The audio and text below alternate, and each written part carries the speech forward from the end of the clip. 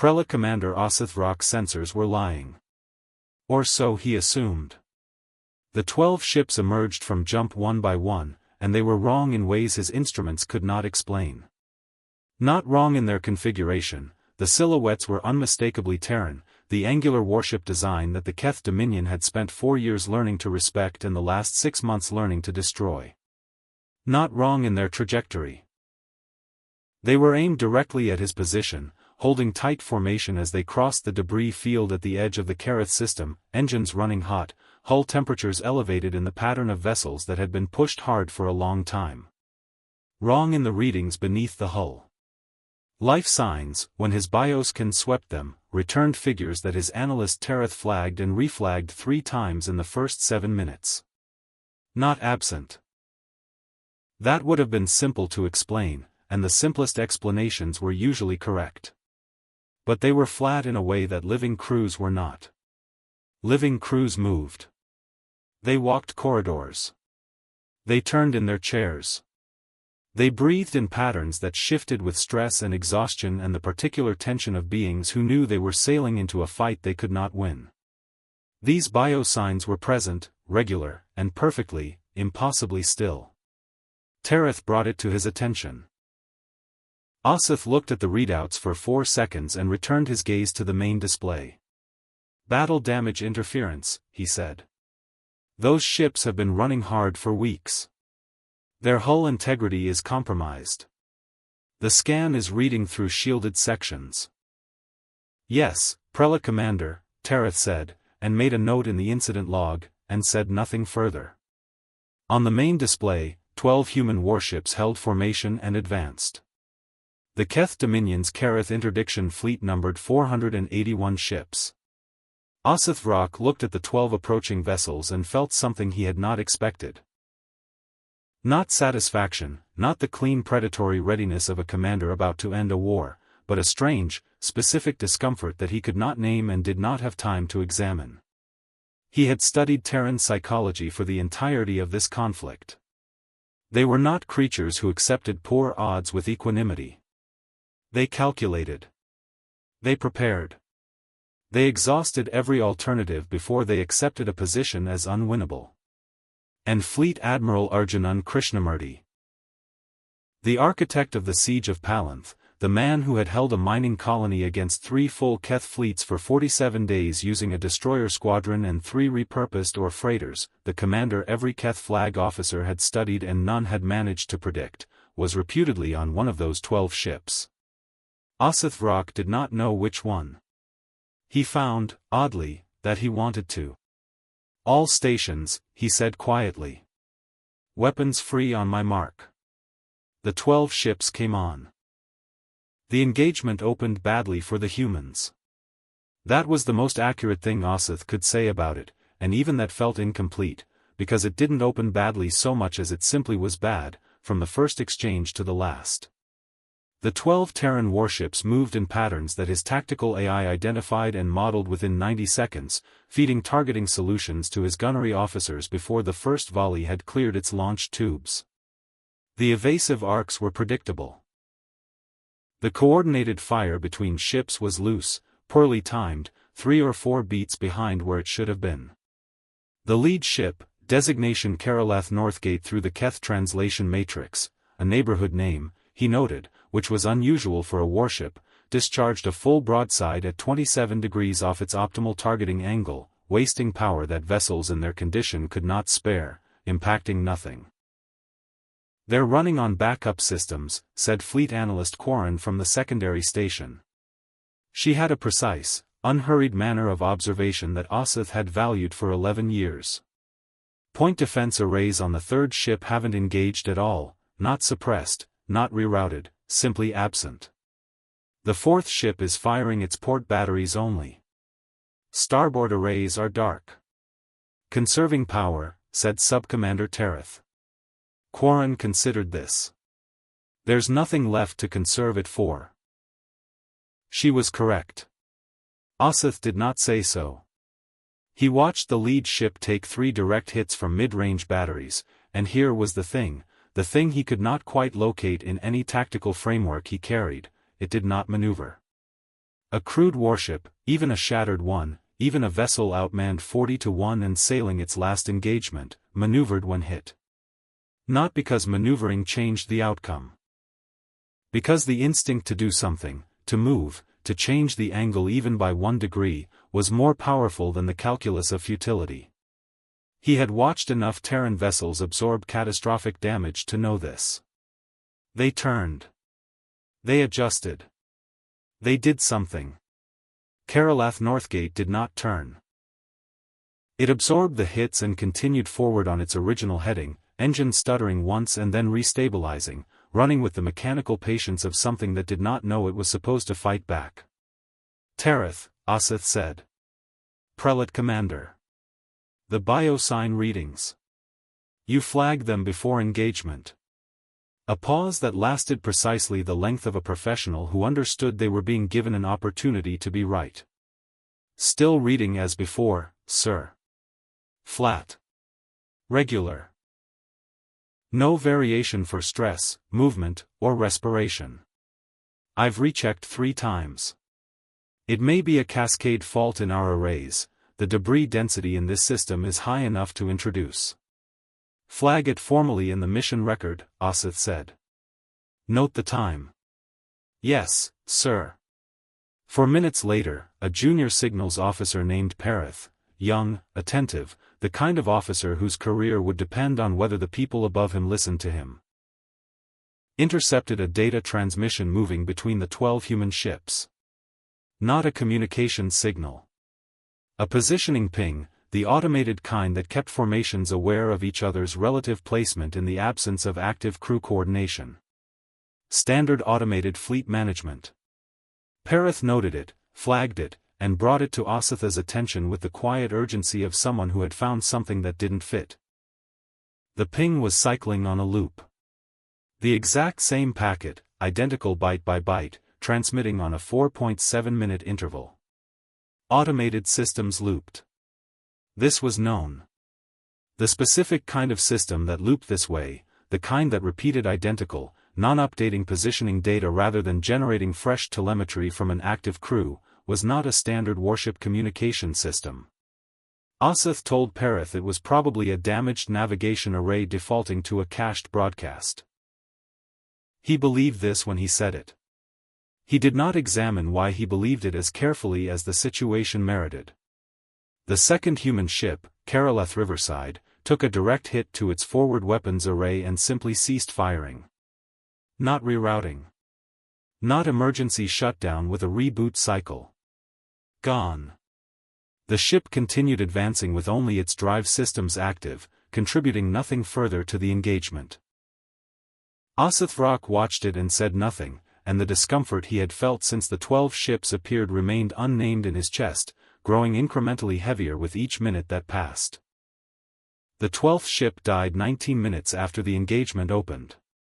Karalath Southern Quarter, the translation matrix rendered the second element as something approximating a district designation within a larger settlement, which was genuinely unusual for a warship hull name, took 3 simultaneous broadside hits from a heavy cruiser group and broke apart cleanly along its centerline.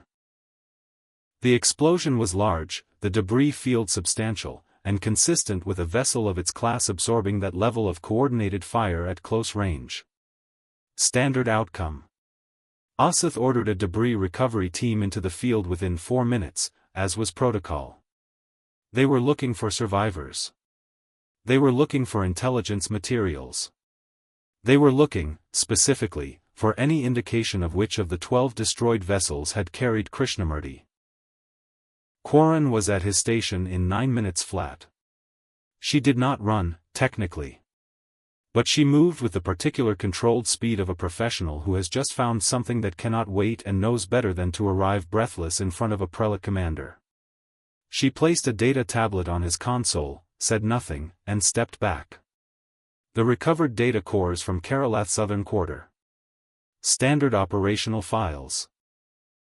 Navigation logs, power consumption records, weapon system status reports, environmental monitoring, crew manifest updates. Everything a crude warship generated in the course of normal operation. With timestamps from 94 days ago. Every log entry. Every record in the entire recovered database. The most recent file in the system was dated 94 Terran solar days before the engagement that had just concluded. The ship's operational record simply stopped. Mid-entry in a maintenance report, a sentence about a coolant seal inspection that had never been completed because the log had ended, and after that, nothing. No navigation records for the journey to Kareth. No crew communications. No weapons system testing ahead of battle. No evidence of any human presence on the ship for the past 3 months. Oseth stared at the tablet for a long time. Quarren remained still. The biosign readings, he thought. Not absent. Present. Flat. Regular. Perfectly still. The kind of still that living creatures are not. He thought about automated positioning pings cycling on 7-minute loops, broadcasting cached data rather than live telemetry. He thought about evasive patterns that a tactical AI could fully model in 90 seconds, which was approximately how long it took to map a pre-programmed sequence with a finite number of variables. He thought about a weapons array that went dark and never rerouted, never rebooted, because there was no crew to execute the reroute. He thought about a ship that took catastrophic hull damage and did not turn, did not adjust by even 1 degree, because the thing that made ships turn when they were hit was not the calculation of a tactical computer. It was the instinct of something alive that did not want to die. 12 ships. None of them alive. He pulled up the translation matrix and ran the route designation on all 12 hull names. Karalath. Colonial designation. He cross-referenced with the Dominion's territorial records. Karalath Colony.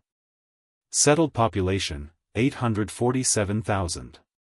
Status, pacified. Year of pacification, Year 9 of the expansion campaign. Method, Standard Orbital Strike Package. Duration, 4.2 hours. Confirmed outcome, total. Pacified was the Dominion's term. He had used it in reports without thinking for 9 years. Karalath Northgate. Karalath Riverside. Karalath Southern Quarter. Karalath Harbor District. Karalath Old Town. Karalath Eastern Gate. 12 names. 12 neighborhoods. He counted them again. Still 12.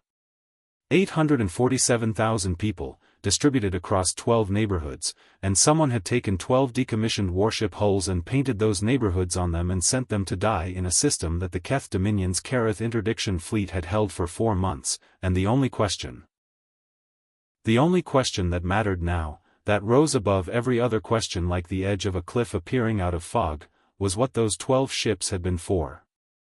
If they were not a last stand. If they were not a battle. If they were 12 pieces of empty steel sent to a specific location for a specific purpose that had nothing to do with winning the engagement at Kareth.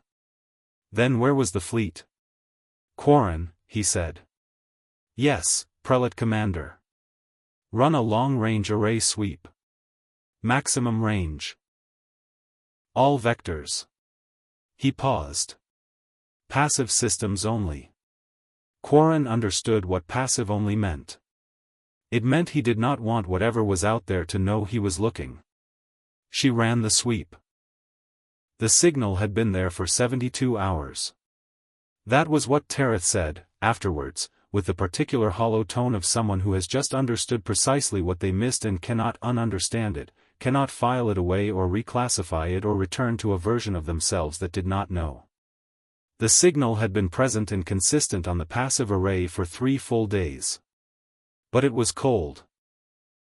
No active weapon locks, no targeting emissions, no communications traffic, no drive signatures above the threshold the passive array was calibrated to flag as a threat. Just mass.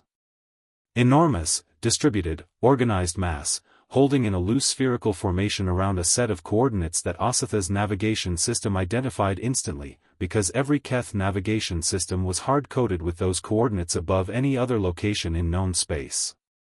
Keth Prime. His homeworld.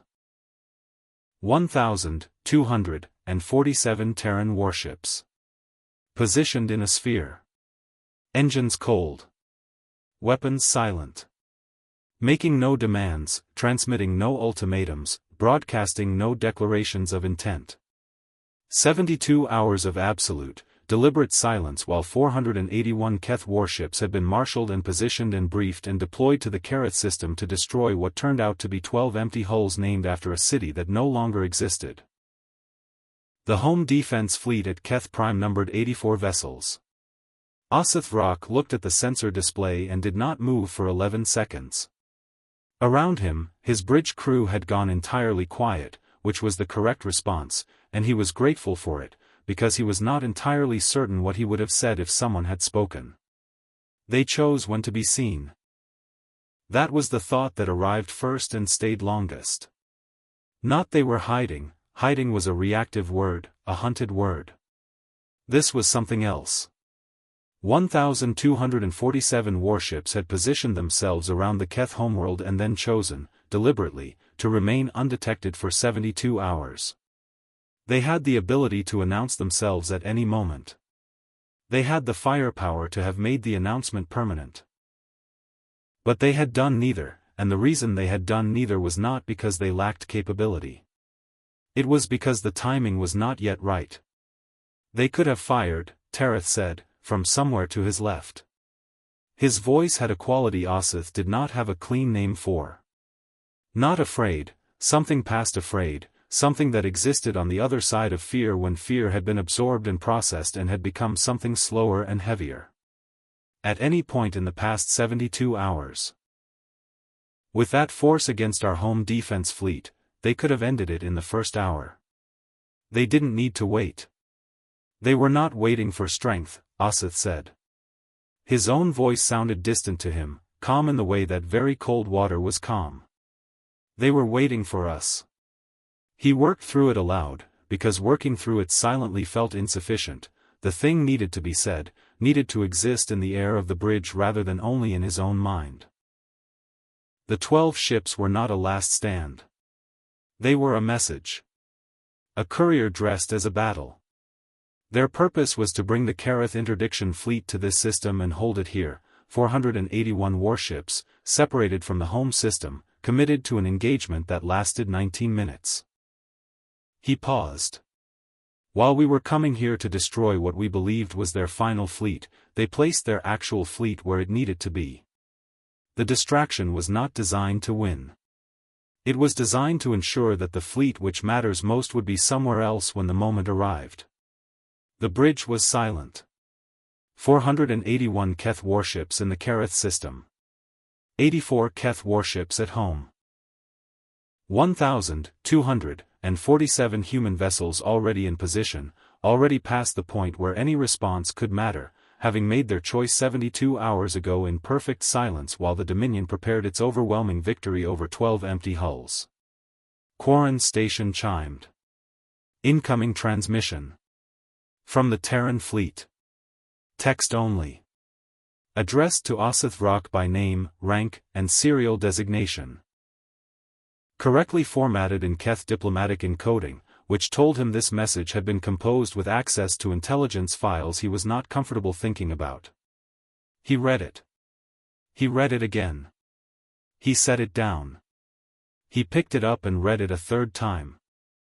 The message was not long. To Prelate Commander Osith Rock, commanding the Keth Dominion Kareth Interdiction Fleet. My name is Arjunan Krishnamurti.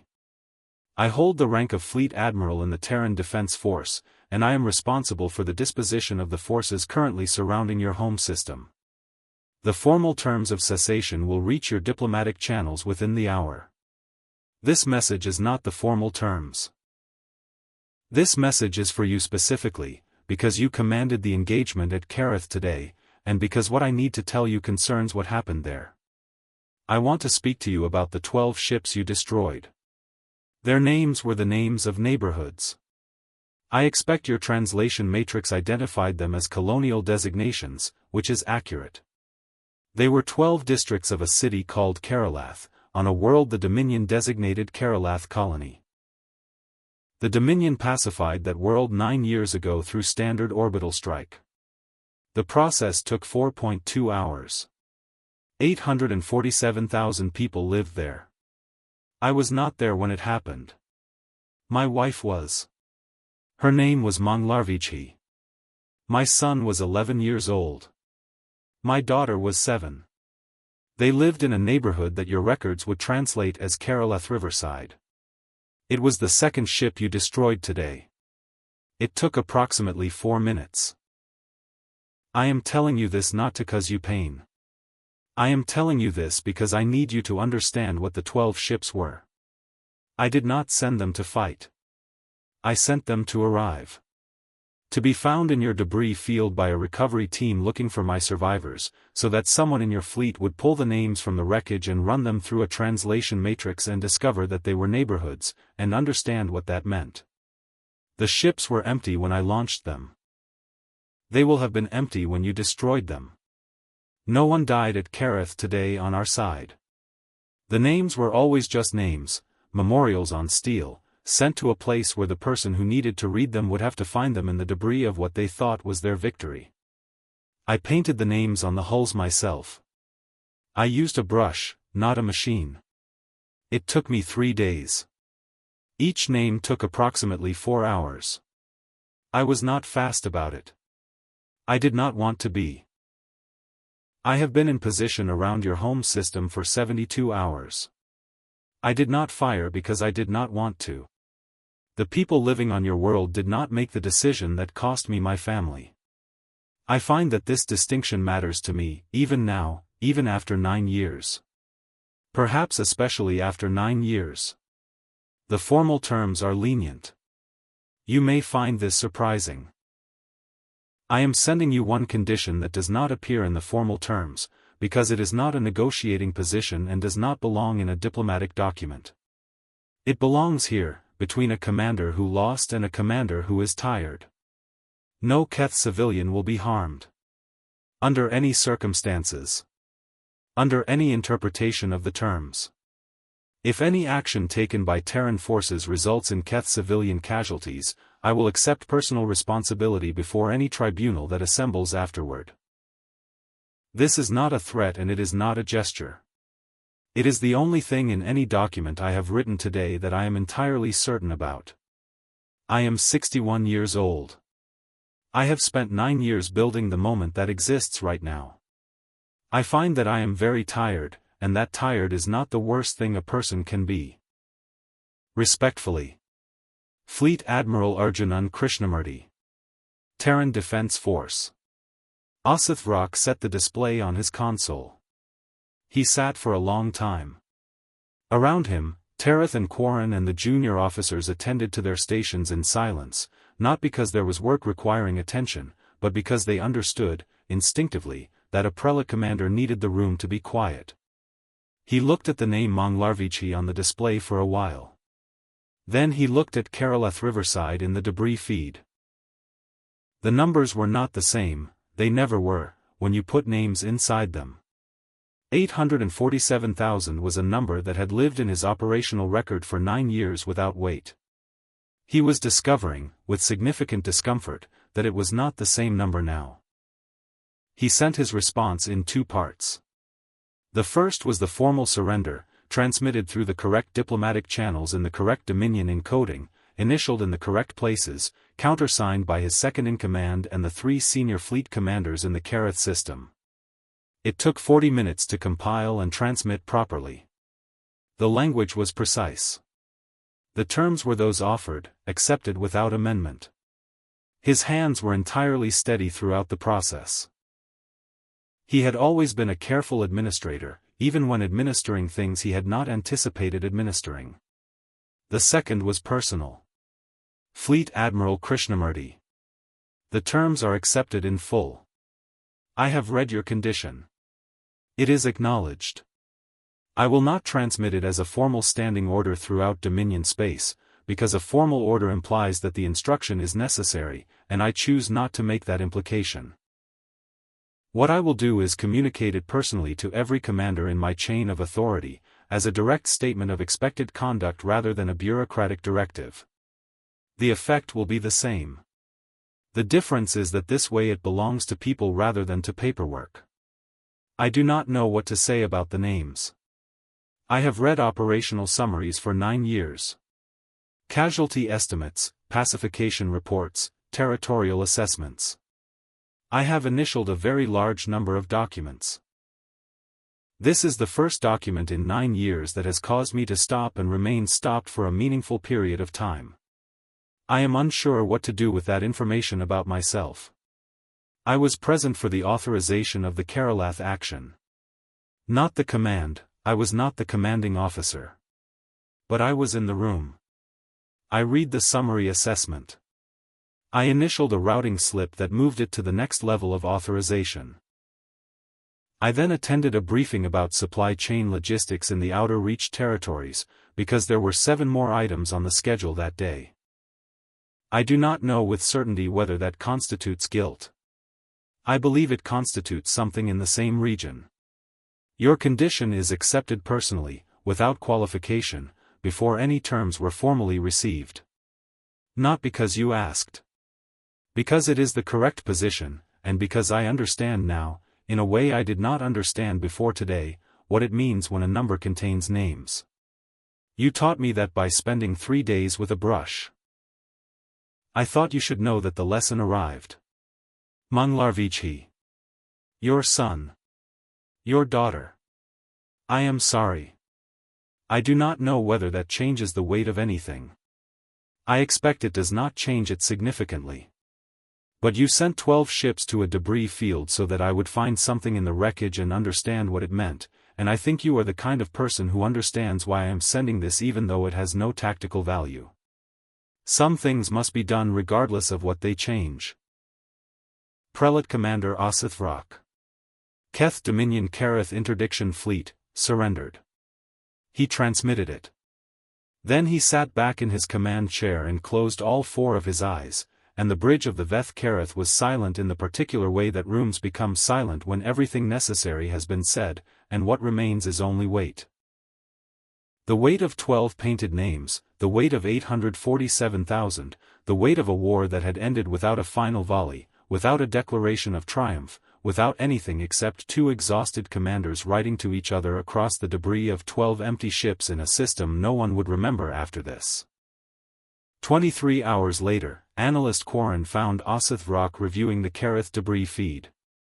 He was sitting at his command station in the dim light of a bridge that had stood down from battle status, most systems running quiet, the structural hum of the Veth Kareth the only consistent sound. He had the secondary display set to the passive sensor feed of the debris field. 12 sets of fragments, slowly dispersing across several thousand kilometers, each piece moving in its own quiet orbit around the engagement coordinates where they had been destroyed. He was not examining them tactically. He was simply watching. The transition teams are aboard and in position, Quarren said. The formal handover ceremony requires your presence at 0900 local. I know. She paused. He had known Quarren for 11 years. She had delivered bad news, good news, and ambiguous news, and she had never once paused before delivering any of it. Tereth asked me to bring you something, she said. He didn't want to ask you directly. Ask it. She was quiet for a moment. How long were they planning this? He did not answer immediately. He thought about what it meant to carry a thing for 9 years. To carry it while also commanding fleets, losing engagements, winning engagements, reading reports with numbers in them and initialing routing slips and attending briefings about supply chain logistics. To carry it without putting it down, without reassigning it to someone else, without deciding at some point that the weight of it was too heavy and the objective was too distant and the odds were too poor for a single man with a plan to matter. He thought about what kind of patience that required. He thought about what kind of grief. He picked up the printed copy of Krishnamurti's message. He had printed it, a physical document in a command center full of displays, for reasons he had not examined closely, and he read the last line for the 4th time. I find that I am very tired, and that tired is not the worst thing a person can be. He set it back on the console. Since the beginning, he said. Quarren waited. Not since the war started, he said. Since before the war, perhaps. Since the moment they understood what we were doing to them and decided to understand us back, not our weapons, not our fleet numbers, not our tactical doctrine, but us. What we remember. What we cannot put down. He looked at the debris field one last time. We studied them as a military problem. We did not ask what they carried. He stood. The transition ceremony required his presence, and he was, above all things, a careful administrator. The debris of 12 named ships continued its slow orbit in the Karath system's dark, and the war that had lasted 9 years was over, and the silence that followed was the most honest thing the Keth Dominion had ever known. Humanity does not fight its last battle. Because for us, there is no last battle.